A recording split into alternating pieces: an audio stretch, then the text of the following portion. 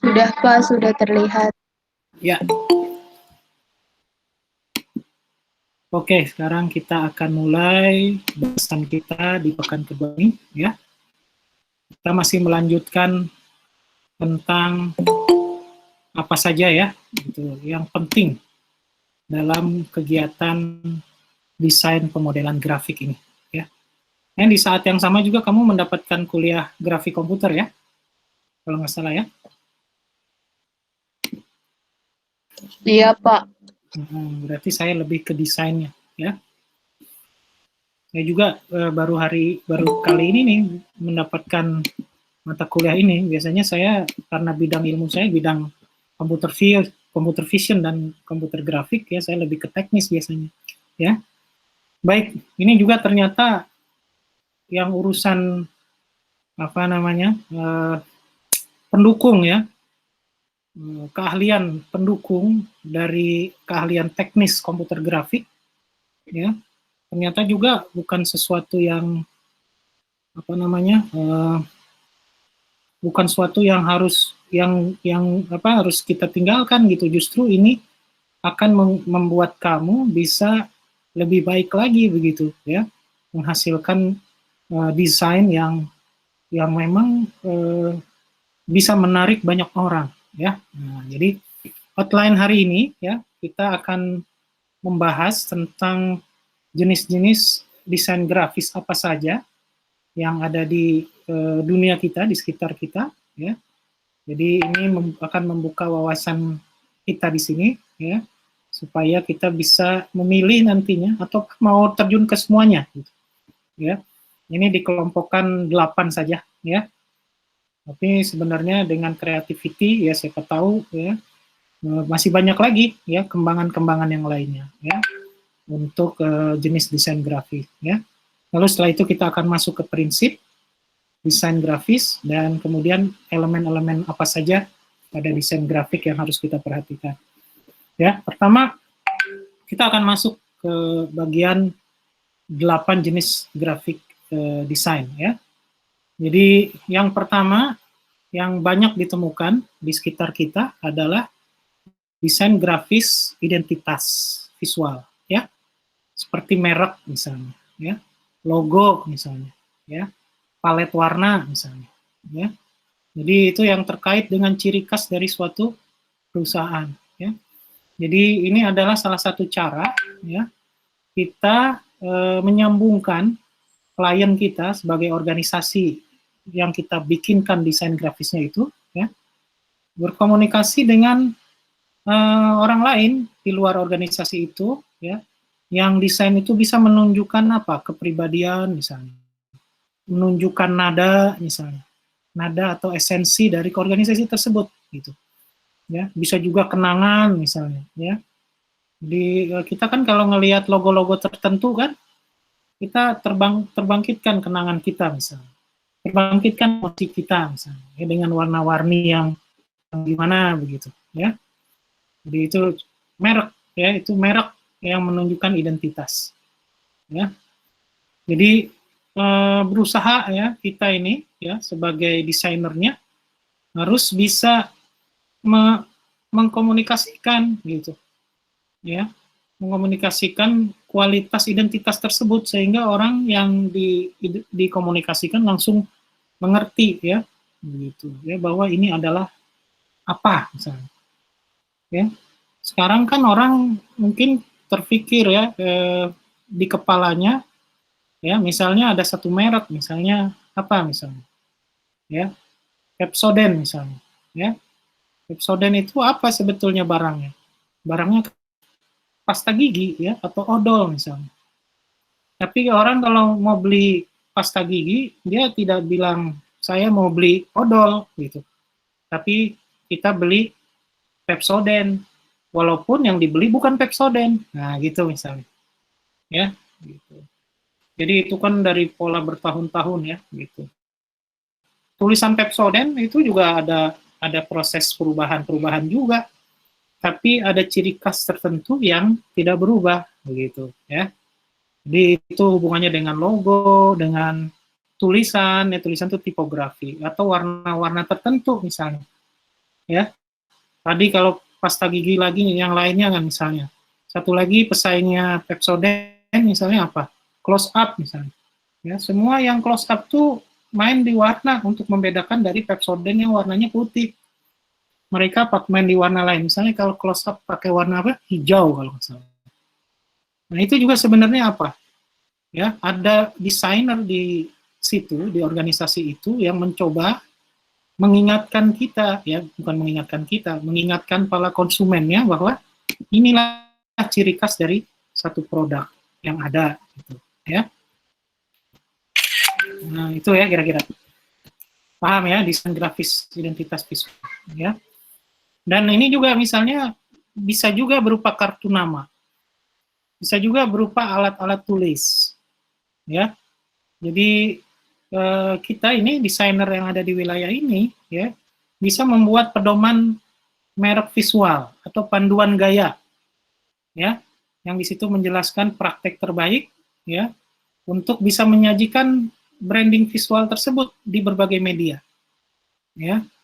Jadi ini akan memastikan konsistensi, ya, merek mereka di seluruh aplikasi-aplikasi yang ada gitu saat ini dan masa mendatang, ya. Jadi begitu kira-kira, ya. Jadi ada panduan gaya, yaitu digambar di kanan bawah tuh, ya, ada di berbagai macam produk yang berbeda, dan di situ ada apanya, ada logo-logo tertentunya gitu. Ya, orang dari jauh-jauh udah ketahuan, oh ini adalah logo siapa, ini logo siapa, ya. Dan inilah bentuk apa namanya, desain grafis yang paling umum, ya. Nah, jadi memang kebutuhannya ini desainer itu perlu punya pengetahuan juga, ya, yang terhadap produknya gitu, ya. Dan kita komunikasikan juga mau ciri yang seperti apa gitu orang-orang yang ada di organisasi tersebut, ya. Jadi keterampilan membuat konsep yang kreatif, ya, konseptual dan kreatif, ya. Dan juga kita juga meneliti juga gimana industrinya, gimana organisasinya, gimana trennya, dan gimana pesaingnya. Ya, jangan sampai kita cuma melihat ke internal organisasinya, tidak melihat ke pesaingnya, sehingga akhirnya logo yang kita buat kok jadi mirip logonya pesaing gitu. Ya, jadi berarti nggak ada perbedaannya dong kalau kayak gitu dengan pesaingnya. Jadi begitu kira-kira. Ya. Lalu yang kedua, ya. Yang kedua ini adalah desain grafis untuk pemasaran, ya, atau marketing dan periklanan. Ini juga terbanyak yang kedua, ya, terbanyak yang kedua. Ya. Jadi ini adalah bagaimana kita sebagai desainer, ya, berusaha untuk bisa mempengaruhi keputusan dari audiens, ya, yang menjadi target dari pembuatan iklan ini, ya. Jadi ini iklan nih, gitu. Ya, pemasaran yang hebat melibatkan orang berdasarkan keinginannya, ya, kebutuhannya, lalu kesadarannya dan kepuasannya, ya. Itu berarti kita main di objektivitas orang tersebut dan juga main di emosionalitasnya juga, gitu, emosinya, gitu, ya. Kita aja banyak orang yang fanatik terhadap produk tertentu, gitu, ya, walaupun ada produk lain yang sama atau bahkan lebih baik, tapi dia fanatik, belinya itu lagi, ya. Banyak, ya, banyak seperti itu. Berarti apa? Emosionalnya itu sudah dipegang sama yang bikin iklan, gitu, ya. Nah, jadi makanya kemudian, ya, untuk bisa mengorek-ngorek itu tadi, ya. Jadi apa tadi?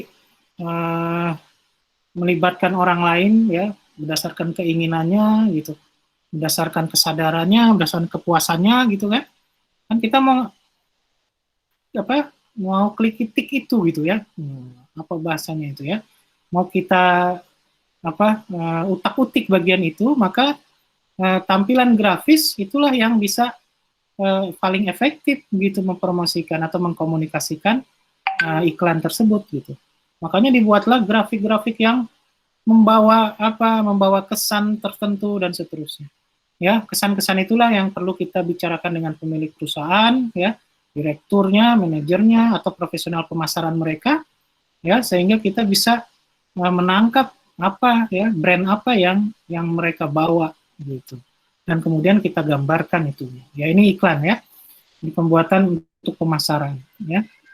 Dan desainer yang ada di wilayah ini ya bisa juga melalui mengkhususkan diri ya, misalnya ke jenis media tertentu misalnya ya.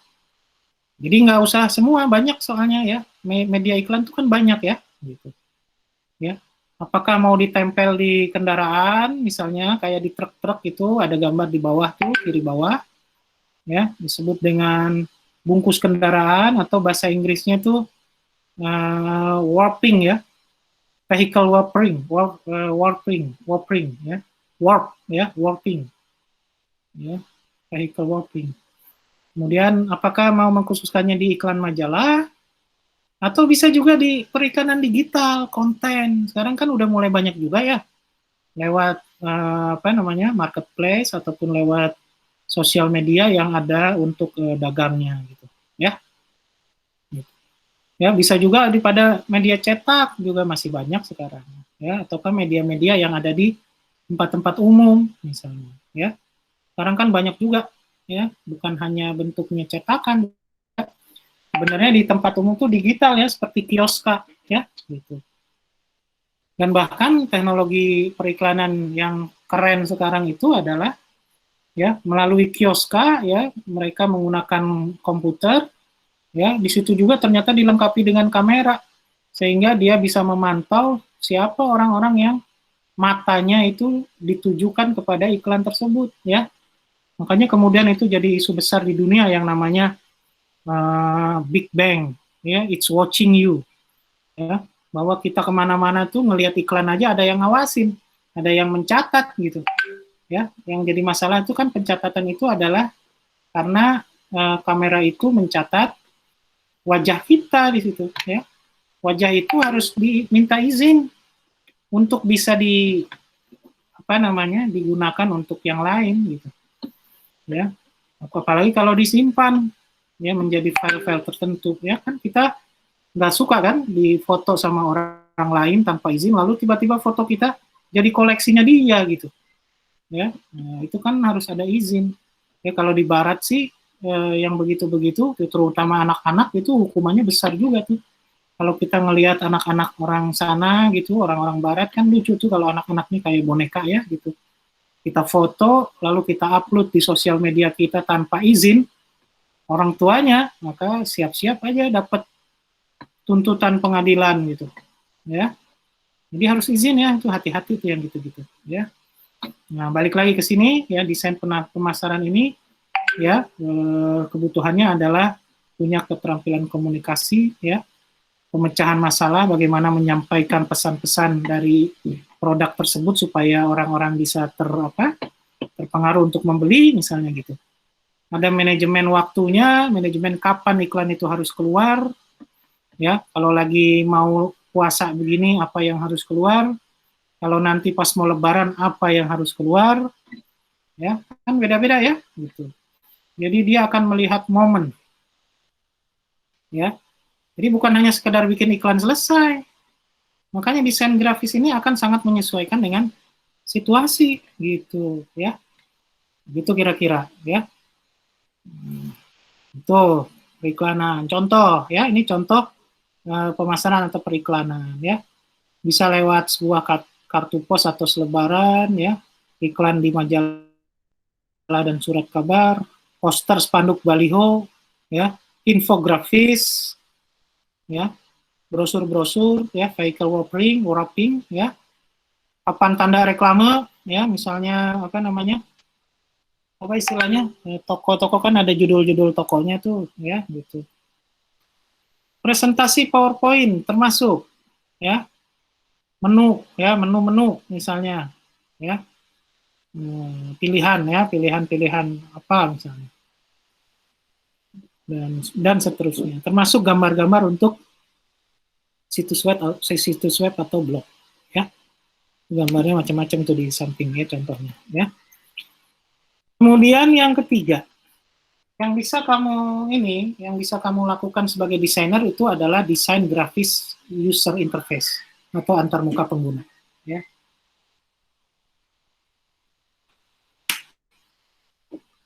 ya.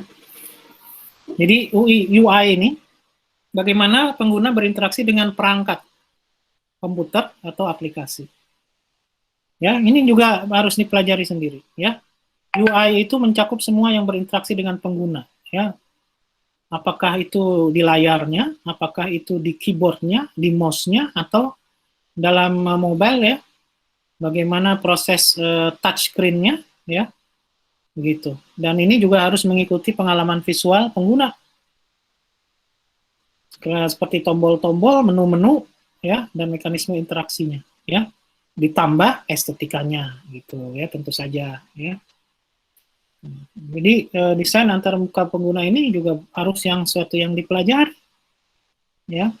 Kayaknya ini mah cocok lah buat kamu, ya, misalnya yang orang-orang yang ada di TI, ya, lebih ke sini daripada jadi desainer iklan di luar gitu misalnya. Tapi sekarang hampir semua desainer ini ada persinggungannya loh dengan komputer, ya, persinggungannya dengan website dan seterusnya. Rasanya butuh kesempatan besar nih untuk bisa terjun di wilayah ini serius juga udah cukup luas, ya, gitu.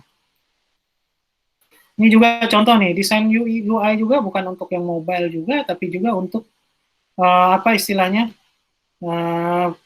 tampilan-tampilan aplikasi, ya, seperti dashboard yang gambar di samping kanan ini, gitu, ya. Prinsip-prinsip user experience dan user interface itu harus dikuasai. Desain itu harus responsif, jangan lama gitu, diklik tapi nggak keluar-keluar gitu. Karena kita pengen bikin bagus misalnya, ya, tapi malah jadi berat gitu, ya.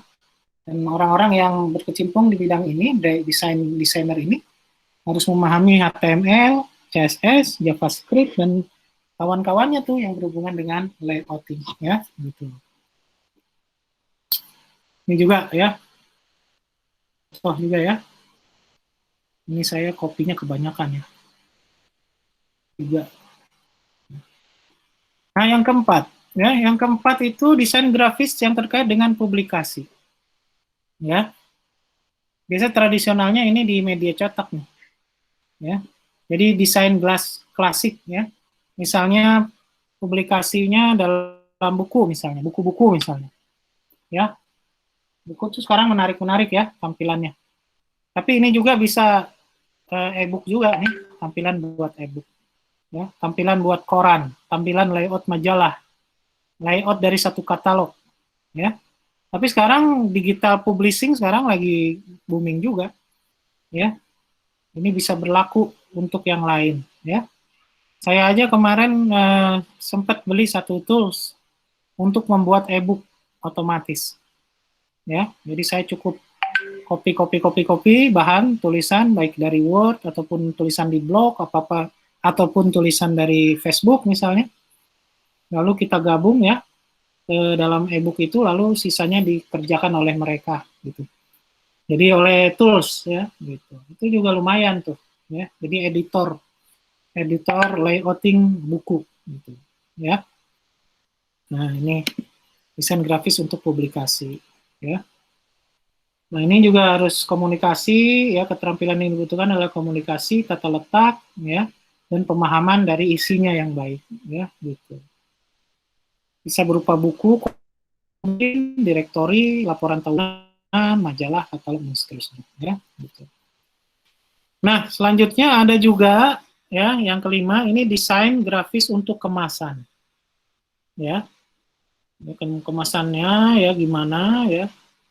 Jadi biasanya kan ada kemasan pada botolnya, baru ada kemasan pada bungkusnya, gitu. Ada kemasan pada plastiknya nanti, ya, gitu. Dan ini akan dimasukkan ke dalam bentuk-bentuk yang bukan rata, gitu, ya. Bentuknya tabung pada wadah-wadah kaleng misalnya, ya. Nah, itu juga desainnya harus disesuaikan tuh, ya, supaya tampilannya selalu enak dilihat dari berbagai macam posisi yang ada gitu, ya. Desain grafis kemasan, ya. Jadi itu udah saya tebel-tebelin tuh, ya. Pertama memang harus mampu bikin konsepnya dulu, ya, bikin marketnya dulu, ya, baru setelah itu bikin yang siap cetaknya gitu. ya.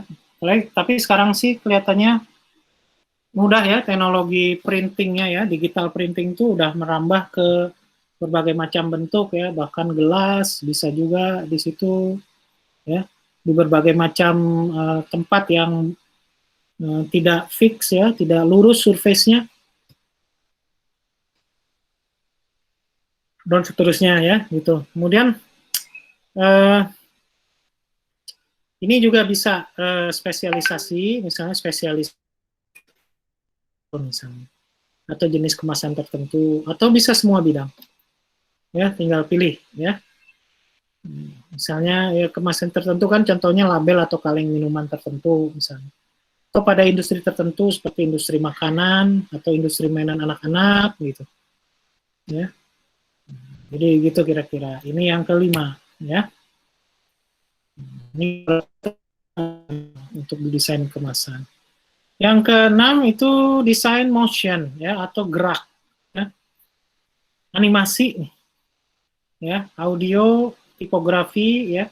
Apakah itu animasi, apakah itu yang dianimasikan berupa apa namanya, objek-objek seperti manusia, apa cuma tulisannya saja, apakah itu menjadi satu kesatuan video, jadi iklan-iklan video ya, itu desainer grafis motion ya. Jadi tadinya ini hanya orang-orang di TV dan di film saja, tapi sekarang menjadi butuh ya, kita juga kadang-kadang kan bikin konten-konten video ringkas ya, dalam 30 detik misalnya, untuk menjelaskan sesuatu. Ya, ini juga menjadi peluang baru juga buat kamu nih gitu ya. Nah, ini macam-macam nih ya, ada logo animasi, ya, cuplikan-cuplikan video ya, presentasi otomatis, video promosi, video tutorial, situs web yang bergerak ya, video game dan seterusnya ya gitu. Kemudian ada juga ya yang namanya desain grafis lingkungan ya. Jadi secara visual dia akan mendekor sebuah panggung misalnya ya. Bisa mural dinding ya, pameran-pameran di museum, branding kantor. Jadi orang masuk ke kantor pertama yang kelihatan apa misalnya. Ya, navigasi di transportasi umum ya. Jadi siapa sangka tuh ternyata di situ petunjuk-petunjuk yang ada di tempat shelter busway itu sebenarnya udah masuk bagian dari desain grafis. Kita kalau naik kereta api, lihat keretanya di warna-warna, ya dikasih gambar-gambar, kasih gambar-gambar iklan, itu termasuk tuh desain grafis lingkungan, ya.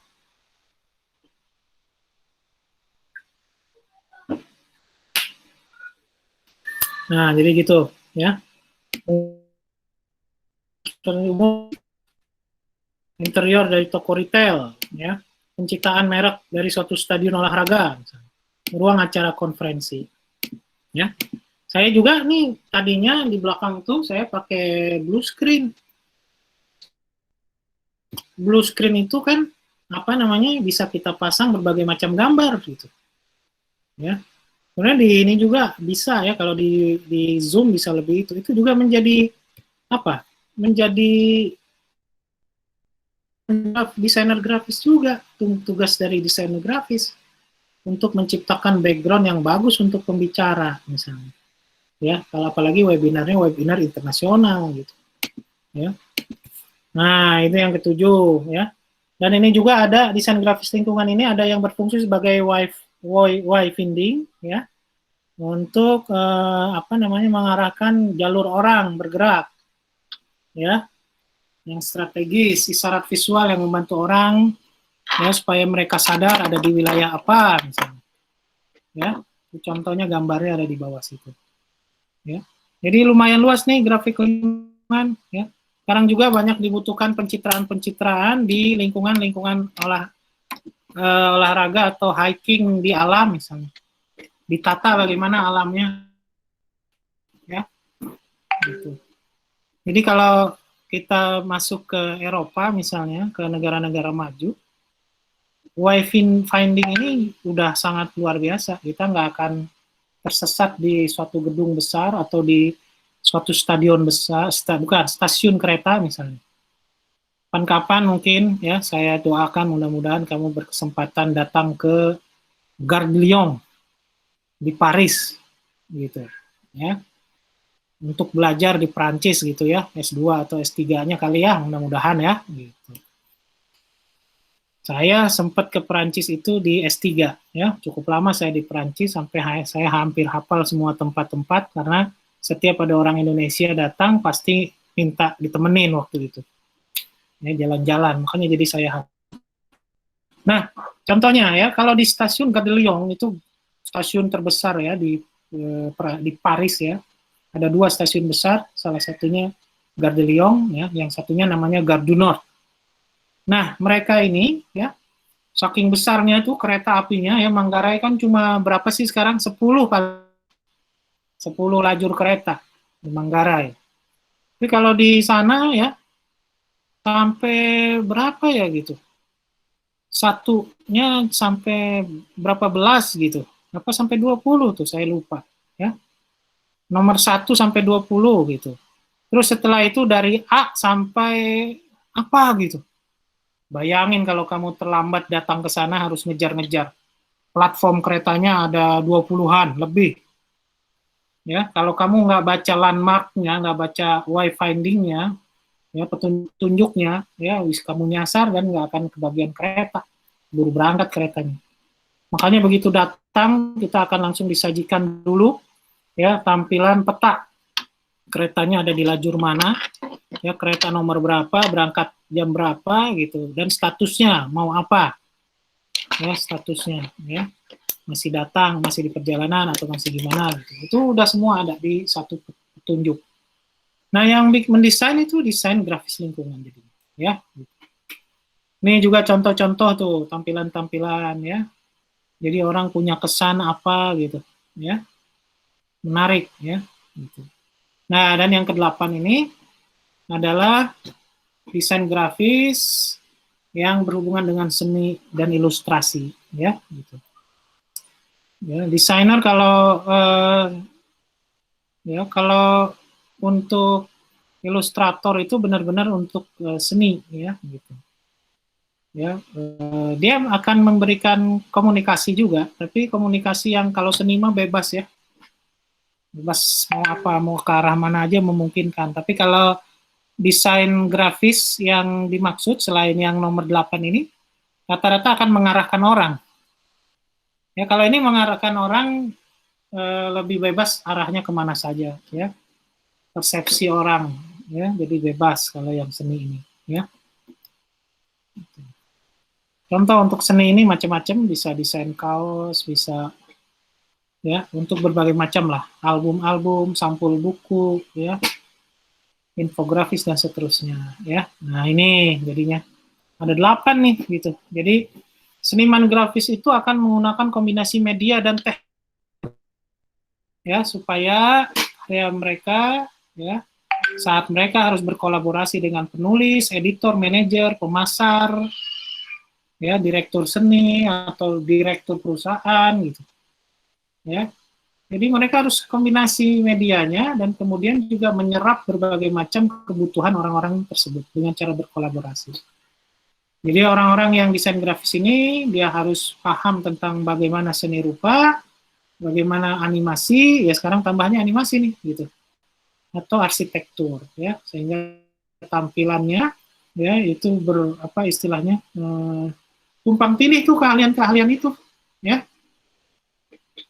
Jadi desainer grafis tuh ya bisa banyak, bisa mana aja gitu ya, tergantung dari makin banyak dia melihat sesuatu ya. Kalau otak kanan itu makin banyak melihat contoh dan makin banyak membuat, nanti dia akan makin ahli ya. Jadi begitu kira-kira tentang 8 jenis desain grafis. Oke. Nah, ini ya selanjutnya bagaimana kemudian yang 8 jenis itu diimplementasikan ya. Ini ada prinsip-prinsipnya nih ya dalam desain. Ya, paling tidak di situ ada 6 prinsip yang harus kamu pegang ya. Mulai dari kesederhanaan sampai nanti ada tertentu gitu ya. Sekarang kita lihat satu-satu ya. Prinsip penting dalam desain grafis yang pertama adalah kesederhanaan ya. Coba lihat Google, mesin pencari, sederhana nggak? Sederhana ya. Hampir semua orang yang menggunakan internet nyarinya di Google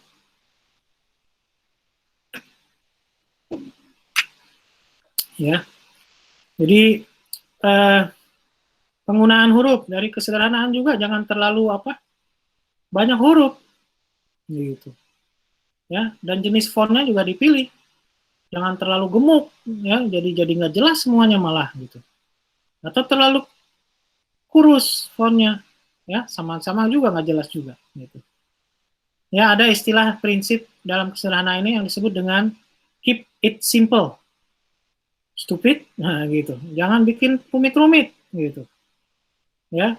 Jadi bisa menggunakan elemen ruang kosong yang tidak menggunakan terlalu banyak unsur-unsur aksesoris ya. Prinsipnya adalah seperlunya saja ya.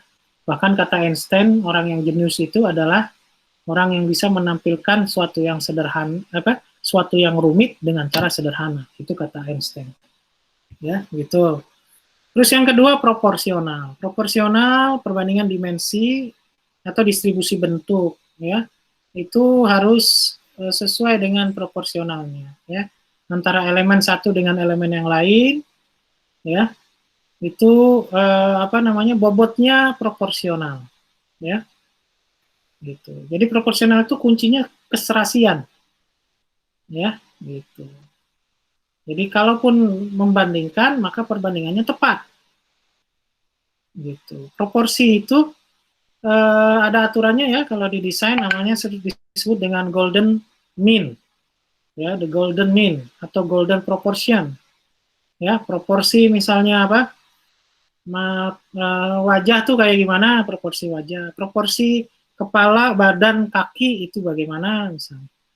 Dan pendekatan proporsional itu bisa dihitung menggunakan matematik namanya deret Fibonacci ya. Ini ada beberapa perbandingan yang yang umum dipakai ya, 1:1,6 ya, atau 8:13. Ini proporsi-proporsi ini pola-pola yang ada di alam ya. Jadi proporsional itu ya, seperti mulut muka aja nih proporsional. Kalau nggak proporsional maka miring mukanya misalnya begitu ya. Jadi yang seperti itu sudah sangat penting ya gitu untuk membentuk desain grafis yang bagus. Jadi kalau ini kita bisa lihat dari perbandingan ukuran kertas dengan layout halaman. Yang ketiga adalah irama. Irama pengulangan unsur visual dengan jarak tertentu yang menciptakan pola atau tekstur pada desain. Ya, irama dapat diciptakan dengan repetisi dan variasi-variasi. Repetisi untuk penyusunan ulang visual yang diulang-ulang, misalnya lingkaran-lingkaran, diulang lagi, diulang konsisten, misalnya, atau makin lama makin besar misalnya. Ya. Dan ada variasi juga, itu repetisi pengulangan, dan variasi adalah pengulangan visual yang disertai dengan perubahan ukuran, bentuk, dan posisinya. Gitu. Ya. Nah, di bawahnya itu ada pedoman untuk membuat irama. Ya. Alternatif gelap dengan background-nya, misalnya huruf gelap ya, atau yang gelap halamannya, hurufnya terang, gitu, ya, dan seterusnya. Kemudian juga ada keseimbangan, ya, proporsional lain dengan keseimbangan, ya. Keseimbangan dalam gaya grafis itu artinya apa? Secara visual, secara optik, ya, itu bisa dilihat keseimbangan warnanya. Ya, kalau terlalu ya banyak bicarakan ya, contohnya harusnya yang saya gambarkan di sini. Ya. Jadi prinsipnya keseimbangan itu diperlukan agar tercipta desain komunikatif dan memenuhi rasa estetika. Walaupun dia sudah bagus layoutnya, estetikanya bagus, dan jangan lupa keseimbangan juga dalam hal ini pesannya juga tetap jelas gitu. Ada pesan yang malah jadi kehilangan pesannya atau berkurang kemampuan penyampaian pesannya gara-gara terlalu rigid terlalu kompleksnya suatu layoutnya misalnya begitu. Ya, untuk menciptakan keseimbangan dibaca sendiri di bawah bagaimana. Kemudian juga ada unity atau kesatuan, ya, konsistensi, tunggal dan utuh, gitu, ya, dalam isi pokok dari suatu komposisi, ya. Jadi apa namanya? Kalau kita juga jangan terlalu monoton itu, karena kalau kita berlebihan di wilayah kesatuan ini, maka karena terlalu banyak kesamaan, ya, maka itu bisa jadi monoton hasilnya, ya, hati-hati, gitu, ya. Terus penekanan, ya, penekanan juga satu yang penting nih, ya. Bagaimana pesan itu bisa ditekankan, informasi yang perlu dikeluarkan, ya, diutamakan daripada kita menonjolkan informasi yang lain atau gambar-gambar yang lain, gitu, ya. Bagaimana melakukan proses penekanan bisa dibaca sendiri, ya, gitu. Nah, kemudian bagian yang ketiga, ya, yang saya ingin sampaikan hari ini adalah bagaimana kita membuat kita mengetahui tentang elemen-elemen dasar grafik. Dan ini cara membuatnya, cara mengkomposisikannya ada di menggunakan tools, ya, tools desain grafik, ya, gitu. Tapi elemen dasarnya yang terutama adalah garis, ya, kumpulan dari garis-garis itu membentuk suatu bentuk-bentuk tertentu, ya. Jadi kadang-kadang garis kita pakai untuk memisahkan konten, headline, dan sisi sampingnya, misalnya, ya. Jadi jelas, gitu, karena kita kasih garis, ya. Terus yang kedua, warna, ya. Warna itu elemen yang sangat pasti kelihatan dan bisa ditaruh di mana saja, ya. Jadi hati-hati begitu kalau kita ingin mengisi suatu desain baru dengan warna-warna yang ternyata sudah ada di sana, gitu, di tempat yang kita mau desain.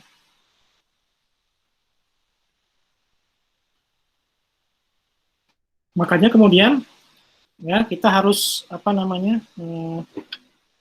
menjaga mood warna tersebut, ya, menjaga supaya warna itu ada artinya, ya, ada maknanya dan ada bisa mempengaruhi apa di emosional. Kita akan bahas lebih detail, ya.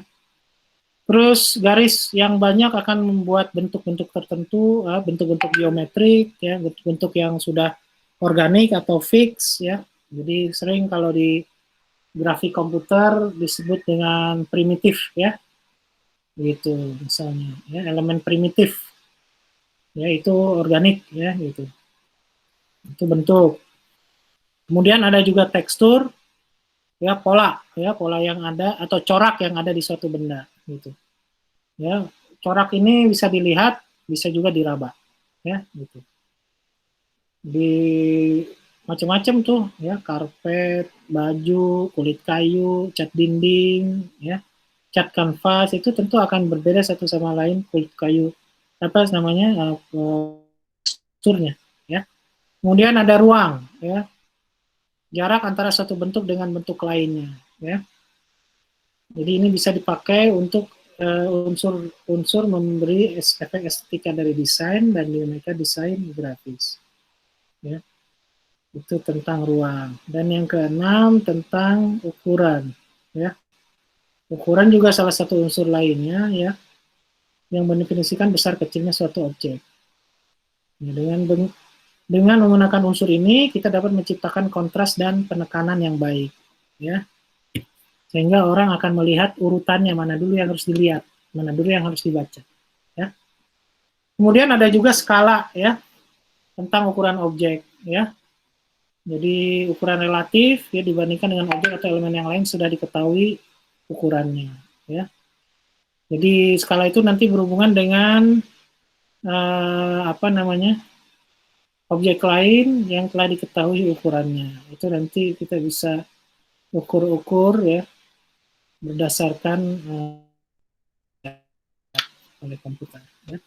Nah, harmoni juga, nah, ini merupakan tujuan dari desain grafis, ya. Ini elemen yang jadi penting nih, gitu.